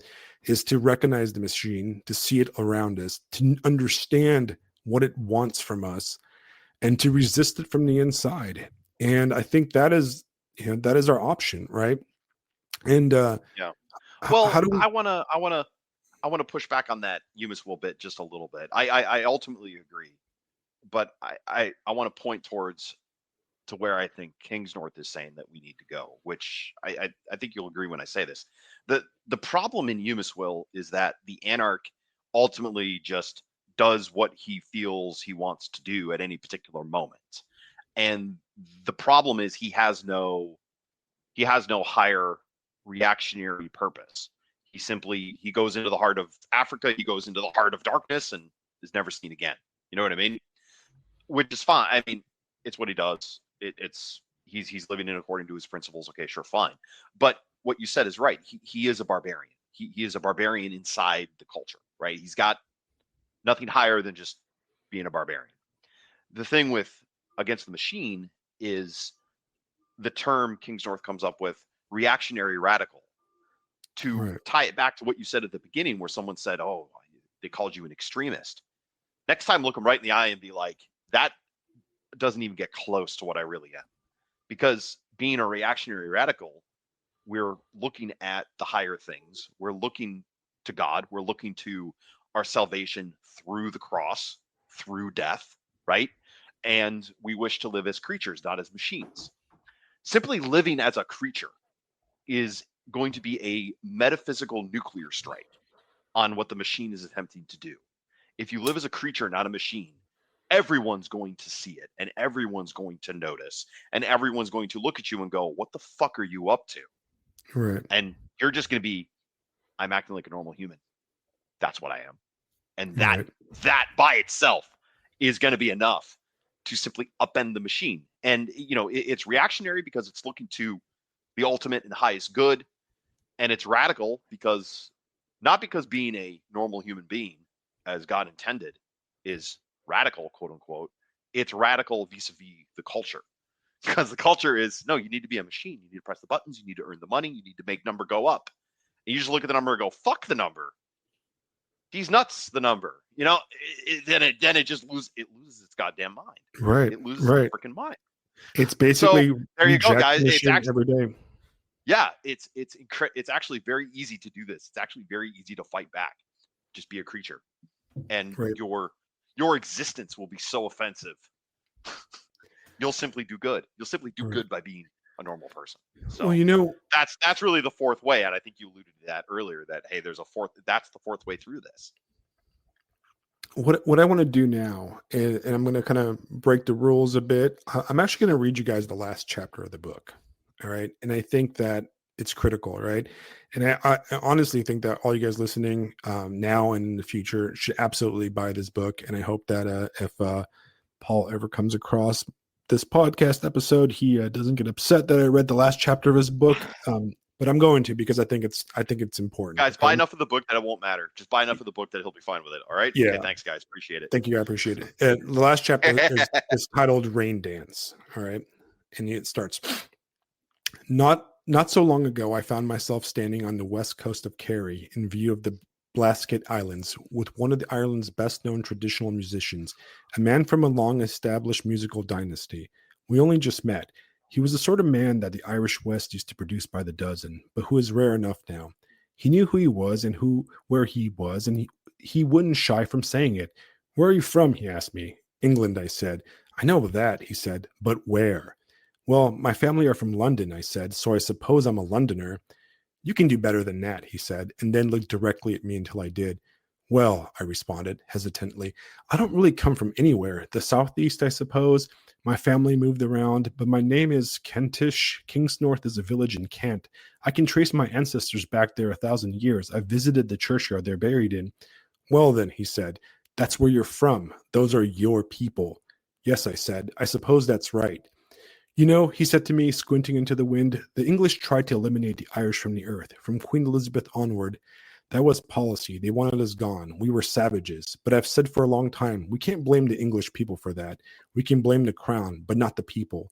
When I look at England today, I see a people who have no clue who they are. No, we don't have a clue, I said. And that's policy too. They can't uproot the world until they've uprooted us. In England, when you meet someone new, you ask them what they do, which is the same as in the US, my note. In Ireland, you ask them where they're from, and it's highly localized question. Where are you from? In the countryside means which village, which townland or house, rather than which nation or even county. This way of locating people in space is very ancient. Who are your people? It asks, and what is your place? It's a way of seeing that is dying now and would not be found amongst the new urban generations, from who all places are much the same, all mediated from within the digital non-place we drift through. But this old question, where are you from, is the universal aboriginal inquiry. It cuts to the heart of the matter. Back at the beginning of this book, I wrote about Simone Weil's 1943 book, The Need for Roots, which explores the peculiar rootlessness of 20th century humanity and what the circumstance has denied us. Weil makes her stand on the particular ground. It's worth reminding ourselves now as we come to the end of her claim. To be rooted is perhaps the most important and least recognized need of the human soul. It is one of the hardest to define. A human being has roots by virtue of his real, active, and natural participation in the life of a community, which preserves the living shape certain particular treasures of the past and certain particular expectations of the future. Every human being needs to have multiple roots. It is necessary for him to draw well nigh the whole of his moral, intellectual, and spiritual life by way of environment of which he forms a natural part. We all need multiple roots. The rise of this thing I call the machine, an external manifestation of an inner hunger, has steadily dug up so many of those roots. We would all like to blame someone else for this, but Weil will not allow it. It is Western people, she insists, who have everywhere destroyed the past, stupidly, blindly, both at home and abroad. This has been the work of the modern West and of modernity as a whole, uprooting, making it new. After the fall of Christendom, the West dedicated itself to upturning of all tradition, and this, in turn, became the new Western tradition. As we have uprooted the traditions of much of the world, we have also uprooted our own. We have made ourselves homeless. Now, because we no longer have a culture, we have a culture war instead. But I don't believe in this conflict. I won't send my children to fight it. If any real war is in evidence today, it is a spiritual war. It is the machine versus human scale culture, the technicum versus creation, our desire to be gods versus our desire to be with God. All of us are daily uprooted by this thing that we ourselves are making. Black and white, immigrant and native, west and east, man and woman, we all have our different stories, but the great unsettling is our common inheritance. Ian McGilchrist's belief, as we saw in the last chapter, is that our entire civilization is out of touch with reality. But what is reality, and how might it be touched again? On that question, Whale and I come to the same conclusion as McGilchrist, that far more of us than ever before in history of the world lived divorced from nature, alienated from the structures and traditions of stable society, and indifferent to the divine. That these three elements have always been what have provided us with an overarching sense of belonging. In other words, people, place, prayer, and the past. These are our roots. But where can we touch them again? Perhaps we could find them in the past, but since we have no time machine, we can't go there even if we wanted to. And even if we could, we find ourselves strangers there too. We will find them in the future then, not if the machine continues on its current path. There will be no place for human scale living come the singularity, no place for humans as we know them. The past, the future, they are not ours to inhabit. Home is not there. So where is it? Well, perhaps it is here. Perhaps it is where Perhaps it was here all along. After all, we are still people. We still inhabit places. We have our inheritance, and God is still all around us and within us if we want to go looking for him. We have all the ingredients. Maybe we just need to work out how to mix them. My educated European head is in trouble, wrote the Irish philosopher mystic John Moriarty in 1994. Irie, I can never pronounce that, guys. Irie, Erie. Ireland. Erie is in Erie. trouble. Erie is in trouble. Europa is in trouble.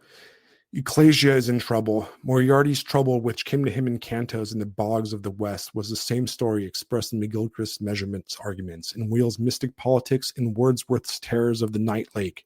The academic turned gardener had cooperated successfully with modern European education, had been marinated in modern common sense, in a modern consensus or conspiracy about reality, and had left him bereft. Living as we all do through a destitute time, he too was looking for home.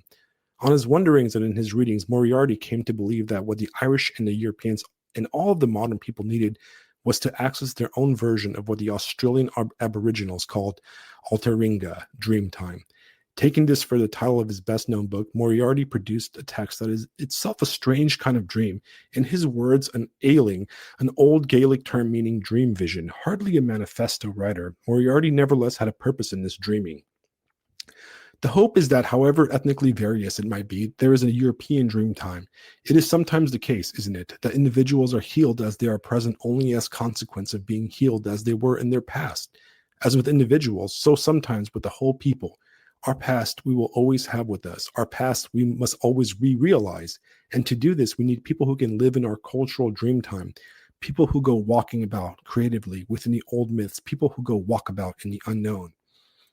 What Moriarty is seeking through Dreamtime, and in all his other work too, is access to his own aboriginality, a way of learning how to be indigenous again in the age of the machine. Words like indigenous tend to make people twitchy in the West today, unless we're talking about tribal people in some safely far off place, and it's not too hard to see why. Downstream of the Holocaust, we are still highly sensitive to notions of rootedness, land, and belonging. Some people hear hearth and home as blood and soil. Others just pretend to for their own political gain. We should certainly keep our ears pricked up in this regard and to avoid making idols of nations or cultures. But we should remember, too, that our 21st century reluctance to talk about who and where we are has provided useful ammunitions for proponents of machine modernity to demolish every limit, tradition, and boundary in sight, while painting those who object as fossils or fascists. Moriarty, for his part, explicitly repudiated any racial or sectarian ground for his notion of a postmodern dreamtime. The world he is talking about is the world beyond the veil, and is accessible to anyone whose sensibility is sufficiently attuned. He seeks an Irish dreamtime, a European dreamtime, a universal dreamtime with local colors, the shadow of a particular mountain, the taste of a particular wind. He is looking to an earth-wide story which is told everywhere in a local dialect. This kind of aboriginality, this deep belonging to place and the culture that springs from it is, he says, our human inheritance. The stories we tell in a place make up the culture we are part of. This is what we have done forever. We must never stop doing it. It's easy to see why this sort of talk is controversial to some and incomprehensible to others. The liberal view of nature, which includes human nature, sees people as deracinated individuals able to move around the world like pieces on a chessboard. Every square is identical, and the pieces never change in relation to where they are. We can shuffle about following money or work or ambition or pleasure, and we will remain the same people as we do so. But people aren't like this. Places change us, and we change them. Everything is in relationship. Our left hemisphere world has long forgotten this. What might this indigeneity mean in a world made by the machine? Maybe a chance for a resettlement, a restoration. If we are part of a culture with a long tradition, we should respect it, protect it, nurture it, and build on its strengths. And those of us who are disconnected from their ancestral place, or even from the idea of one, Simone Weil's proposal for people like us was the regrowing of roots, which is, after all, as much a part of human journey as staying put. The plant that grows in new soil may not look like the plants that grew before. To be indigenous may not be the same thing as being native. But the earth-wide aboriginality of which Moriarty speaks, this ability to root in place, to nurture it, and in turn to be made by it, this is accessible to anyone, and it is the antithesis of the pseudo-reality which the machine world offers. Perhaps like the musician of Kerry, we live in a place of our ancestors. Perhaps like me and my family, we are relative newcomers to the land we find ourselves in. Either way, the correct quality of attention paid to the place we inhabit, to the people we inhabit it with, and to the culture it generates. In these times, this represents the radical move to turn our gaze upwards, to direct it toward true worship in a nihilistic age, in a world of self-love.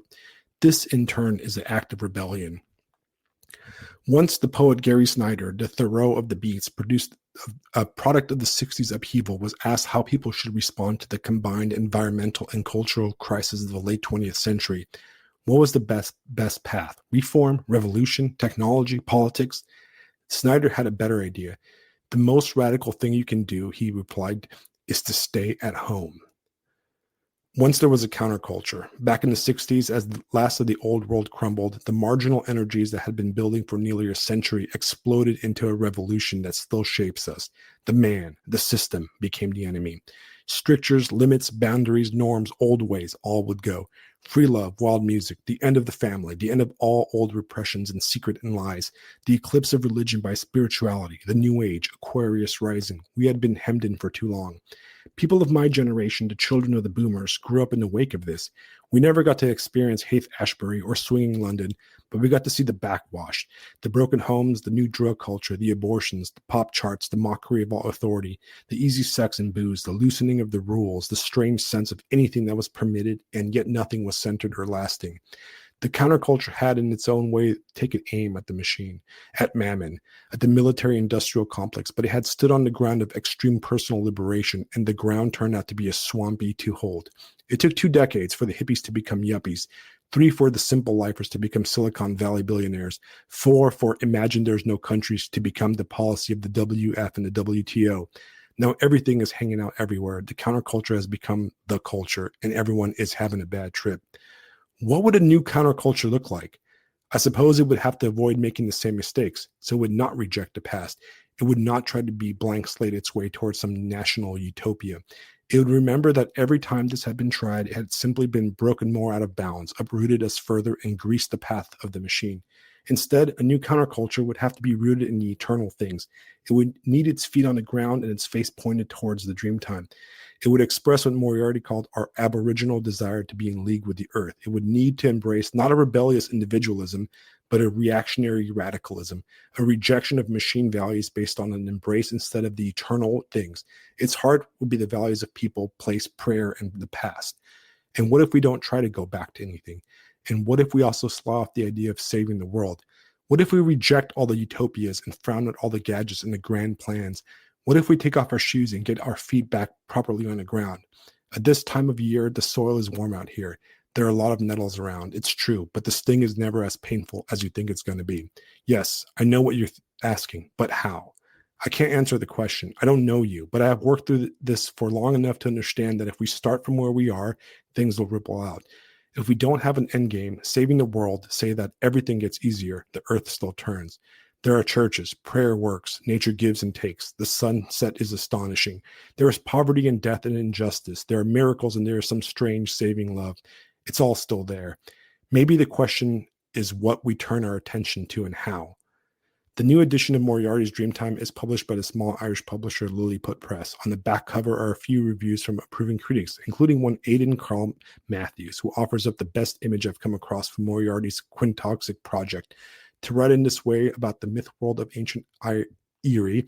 In the midst of the greed and rapacity of the Celtic tiger economy, says Matthews, is like performing a rain dance on the astroturf of the modern world. Why not? Why not rain dance on the astroturf? Maybe sometimes rain dances work. And even if they don't, well, what would you rather be doing? Jogging down the hard shoulder in Lycra with your headphones on and your Fitbit measuring your heartbeat? Rain dance. We should all rain dance. Call down the powers, offer ourselves up to God, enter the dream time, head for home. Before he died in 2007, Moriarty was working on a plan for a rebirth of the Irish hedge school. Hedge schools were a feature of 18th century Ireland, where British penal laws banned education for non-Anglicans in an attempt to extinguish Irish Catholicism. In response, people set up illegal schools, sometimes literally in hedges or caves or barns, as both an act of defiance and a practical necessity. They said, "We will not be denied what we need to know. We will go outside and we will learn it anyways." Moriarty's hedge school was to teach its own idiosyncratic version of mystical Christianity, to teach others how to rain dance by the motorway junctions and Aldi superstores and data centers of the brave New Ireland. Once in a dark age, very long time ago, the Irish built monasteries. As the pagan armies flooded through the west, burning books and people, slaughtering priests and kidnapping villagers, the monks kept the manuscripts safe in the teachings. Then later, they emptied themselves and went out to the margins to offer up those teachings to the barbarian kings. It was a ridiculous idea, as ridiculous as sending two halflings to throw a ring into a volcano under the nose of the Dark Lord. It was madness, but it worked. Sometimes the ridiculous ideas are the only ones worth having. I've come to the end now, and here is what I think, that the age of the machine is not, after all, a hopeless time. Actually, it is a time we were born for. We can't leave it, so we have to fully inhabit it. We have to understand it, to challenge it, resist it, subvert it, walk through it on towards something better. If we can see what it is, we have a duty to speak to the words to those who don't yet see, all the while struggling to remain human. People, place, prayer at the past. Human community, roots in nature, connection to God, memories passed down and on. These are eternal things. We could form hedge schools to teach them. We could live them in a way we can. We can build communities. We could write books. We could plant trees. We could do anything. Really, none of it will solve all the world's problems or all of ours. We're still going to die, and so one day is the machine. But what will we do in the meantime? What will we do amidst the rise of robots, amidst the ascendancy of all these tiny, laughable, tyrannical dreams? Rain dance on the astroturf. Rain dance to call down the spirit upon them and us. Rain dance to defy the machine. Rain dance to remember your ancestors. Rain dance to offer up prayers to your home. Rain dance to forest and the prairie and the meadow. Rain dance to reclaim your stories. Rain dance to discover where you come from. Rain dance on top of your smartphone until it's nothing but splinters. Rain dance against the myths of the age. Rain dance against the false gods. Rain dance with a smile on your face. What have you got to lose? Enter the dream time. Begin the restoration. Become human again. Remain human despite it all. I think that might be what home looks like in the end. Anyways, I thought that was amazing. Okay. And I apologize to Paul for reading the last chapter of his book.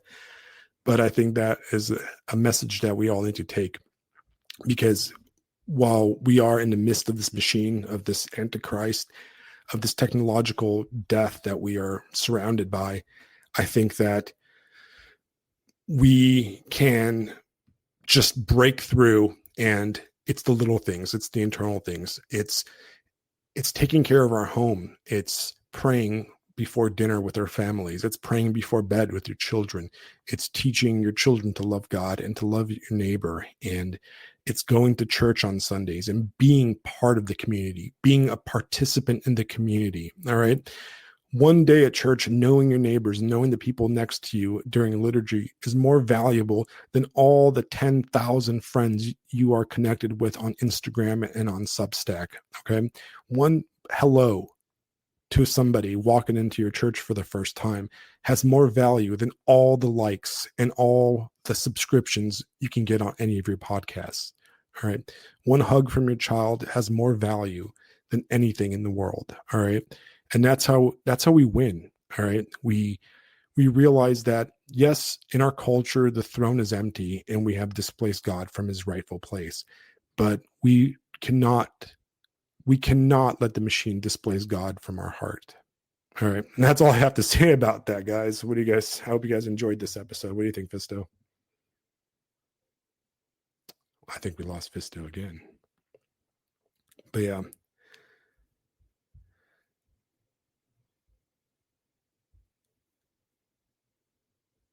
Right? Mephisto's on his way back. So, I mean, I think we're going to be done for the day. Yeah, we lost it. And I think that this book is amazing. I think that Paul All right, I'm Kingsbury, back. yeah, welcome Good back. Lord, this damn thing. It I clicked happened. the mute button. It's funny. All of a sudden, I'm having all kinds of problems when we're discussing against the machine. Oh, Curious. curious, No, curious. I had one sentence dominate my mind as you Sure. were reading that chapter, and I'd like to share it. And this is particularly for Americans, because us Americans are going to have the hardest time reckoning with the fact that our nation has been the primary vector of the machine for at least since 1945. And that is simply something we're going to have to reckon with and repent from. However, this sentence gives me great hope, and I heard it from a Russian once, of all people. But he said, "America was the first nation to enter the Black Lodge, and I believe it would be the first to leave it." It has to be. Yeah, it will be. It will be. And I It think has and to I be. think and I think Kingsnorth is right. We are in a period of deep hope, of deep promise, of deep potential, and we simply need to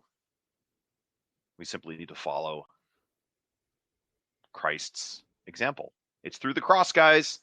Whether you like it or not, that's the way out. That's the way through, not just for yourself, but for everything and everyone. So, buck it, we ball.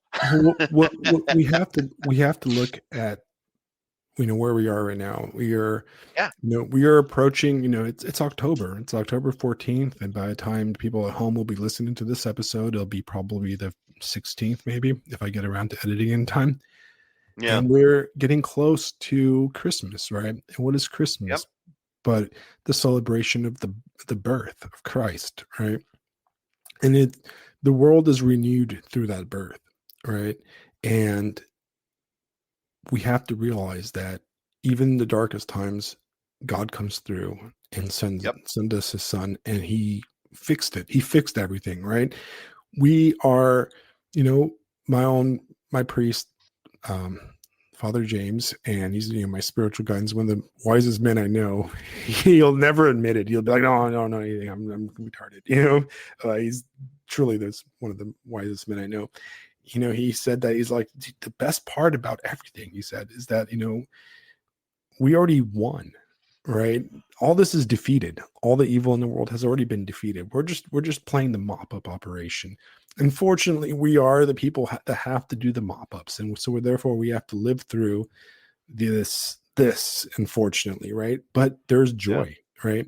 And we can fix everything by just focusing on ourselves, right? And there's little practical things we can do. We can always look at the practical things, because sometimes when we talk like this and we read chapters like this, we can become a little bit too esoteric, too philosophical, right? But there's little things, all right? We can do little things like, what? Let's put the damn cell phone down. All right. Maybe instead of spending half an hour or 45 minutes or, hours sometimes, right? Like you said, your students often spend doom scrolling on the internet. We yeah, put the freaking cell phone down and we spend time with our wives, with our children. We put down the cell phone, we put down the video game controller, or if we're alone, maybe we take off our shoes and go into our backyard and mow the lawn, right? Or go on a hike and look at the world, right? And we do the little things, but ultimately, like you said in that chapter, what a ridiculous idea that two hobbits were to take the ring, right? You know what I mean? Like, how silly is that, right? When you think about it, yeah, like the whole plot of that epic is just two dumb hobbits, some silly normal, shire dwellers. The fate of the world realizing them, because that's the truth, though, right? Even though Lord of the Rings is not a true story, it's a fiction, but it's actually a true story. It's a typological story.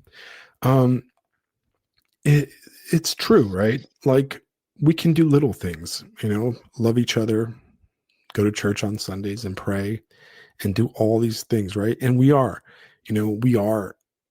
here for a reason. We're here on this earth because it is our time, right? And in order to do that, we need to realize who our enemies are, what the problems are, and we need to resist it. And unfortunately, it's not an idyllic world of the Thorian. We live in the cyberpunk world of the machine, and we will defeat it from the inside because in the end, we win. All right, guys, thanks for tuning in. It was wonderful. I really, really, I mean, I cannot like recommend this book more. All right. Out of all the books I've ever read, this is on my top list. Um, it is one that I recommend you read because I think it's really going to shape my outlook on the future. And it's going to shape the way I approach politics and the culture war and, the creation of art Yeah, man. from now on. It's gonna be Um, lit. it's going to be lit, right? We're going to Get rain hype. dance our way, Get hype, folks. Yep. right? Get in the And car, nerds. We're killing the machine. thank you for joining me. Thank you for putting up with me reading an entire chapter. I'm not going to usually do that, but I felt like it was necessary, right? Go as the Maybe we'll spirit do a leads. maybe we'll just do a podcast where we're just reading like the Bible or something, see, Yeah, who, well, I mean, we joked a while back about doing like poetry and stuff, and I would definitely approve of something like that. yeah, I would like my chops. I would like to try my chops at reading aloud on air. I think that would be a lot of fun. yeah. I'm not the best. I'm not the best reader, but I try my best. Um, but I mean, think about it though. Think about it though. You know, so many people don't read books these days. So how perfect would it be to tune into a podcast where we read books to you? Ha! And yeah, it's not an audio book. No, no, no. It's none of that. It's none of that fake and gay audiobook stuff. It's I'm reading this book to you, a yeah. person, Alex right and now, Fisto live. mispronounce Erie. Yeah, I'm pretty sure it's Erie. I grew up on Lake Erie. I don't know if that counts, I but think it is Erie. Yeah, I feel like I have some authority in the matter. yeah. So, I will take the hit as saying that English is my second language, guys. So I can I can use that excuse when I mispronounce words. goddamn immigrants, goddamn immigrants, I'm you guys sorry. coming in here with your different languages and your funny food. Nah, Yeah. I'm sorry, guys. I just no, no, it's I fine. have We no love you. We excuse. love you all the I same. should know all these words. But anyways, guys, thank you for tuning in. It was wonderful having you guys live tonight. Like I said, once again, please go out and buy that book and read it, man. I read it in the Yeah, last 2 guys. days. It Yeah. was wonderful. I Yes. highly recommend you read it. And there's he does a lot of videos. He's done a lot of videos lately. He's done a speech at Harvard that was really good. I listened to it on the way home from work today. Um, Ooh, link me that. yeah, just Google Paul Kingsworth, and there's like the first thing that pops on YouTube is on Harvard. He also does a speech at a monastery in, I believe, Ireland. Actually, it's very interesting that he, there's a little bit of a spiritual connection here that he decided to become Orthodox, and he decided, he found his way into a Romanian Orthodox monastery in Ireland, and he became Oh, no Romanian kidding. Orthodox. So that's Huh. kind of cool. Funny I how that. guess. Yeah, well, it's even more funny because my mother's side of the family is Irish, and the line. Well, that's where you're from, where your ancestors are buried. That led me to go down the rabbit hole and find out where my ancestors are buried. And Massachusetts Bay Colony, baby. That's where I'm from. Right. For better or worse, there it is. That's where Well, they all are. that this really Great. touches me because in a way, like, I'm an immigrant. This is not my Yeah, man. homeland, right? This is not America's Yeah. not my homeland, and I love America, and I love the byways and the mythology and the cultural elements of like old America so much, right? I loved when I lived in California, I loved the Wild West 49er culture you could find all over California. And even going back further into the missions, when the Spanish were doing the mission system. Yeah. And I love the idea of the West. And it's just, to me, it's just fascinating history. And I think that there's a truth to America in the West, if that makes sense. And I think, Oh yeah. Cormac McCarthy captures it really well. And the two parts of American culture that like have always appealed to me was the West and the South. And I went from living in the Wild West of California to the deep South of South Carolina. So I get to experience both of my American cultural elements. Of course, there's a Starbucks across the street, and The deep South here Uh, feels a lot like Orange we'll have County, to be to honest. we'll have to discuss Kings North's four P's as it relates to American geography, because in a lot of ways, what you just described, the South is where we're from, and the West was always kind of a prayer. It's the most Right, American prayer: "Go west, young man. right, Find your fortune, find your fate, find your adventure, find whatever it is you may be looking for." And that is, I mean, I myself have done that. I mean, it is the mountains called, and so I went. Um, Kind of makes you wonder what's actually out there right, right. and Maybe what I'm its gonna purpose go is. walk around the marsh tonight in the dark. Maybe Yeah, man. run into a boo hag or something. Yeah. Hey, something funny. Like I said, I was the book inspired me to research a little bit of my own history a little bit more. Um, my ancestors are in a small town very similar to mine, and it's right next to a marsh. So turns out I very much have returned to form, returned to type. You've gone back to Yeah, the swamp. small towns by a marsh. That's my family right there. Interesting. That's kind of cool. Yeah, the population is even similar in size. Like, how creepy is that, man? Right. That's wild. Well, my Yeah, it's a family's little weird. A little weird. from a big city. Actually, I recently found out that a great grandfather of mine was actually an Orthodox priest from a Oh village. He snap! was a village priest in Yeah, Romania, which I yeah. never I got a knew. lot of pastors on my side. Um, Those um, heathen Protestants. Just kidding. on the cultural news, um, Thomas Pynchon, just his new novel was released, and I mean he's probably one of the last living great American writers of the Cool. 20th century. It's called Shadow Ticket. I saw it for sale at for you guys if you're not familiar. Thomas Pynchon he wrote Gravity's Rainbow. He wrote the Mason Dixon, a lot of great novels. Um, but the novel I really like from Thomas Pynchon is one that a lot of people think is kind of his lame novel, which is Inherent Vice, which was made into an okay movie. But I really like the novel Inherent Vice.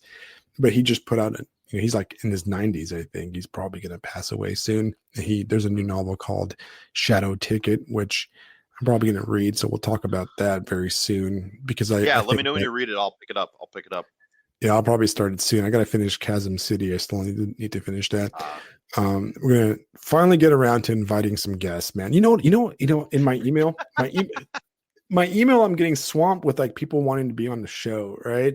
And oh, I keep nice. on saying, yeah. I'll schedule stuff, and we've just been so busy. We've all been so busy Yeah. that it's been difficult to like. I don't. It's not that I don't want to invite people. Is that when I invite somebody, I really want to give them the courtesy of being able to fully research and read their work, and I really like ask interesting questions that are pertinent. And I've been swamped with work and playing Hunt on Xbox and all kinds of taking care of going to church basically what I've been doing. I actually beat my record this Sunday, right? I don't know if Jamie's still in the chat, but we actually stayed at church until like 5:30 p.m., Jesus. which is like our record. We tend to beat it.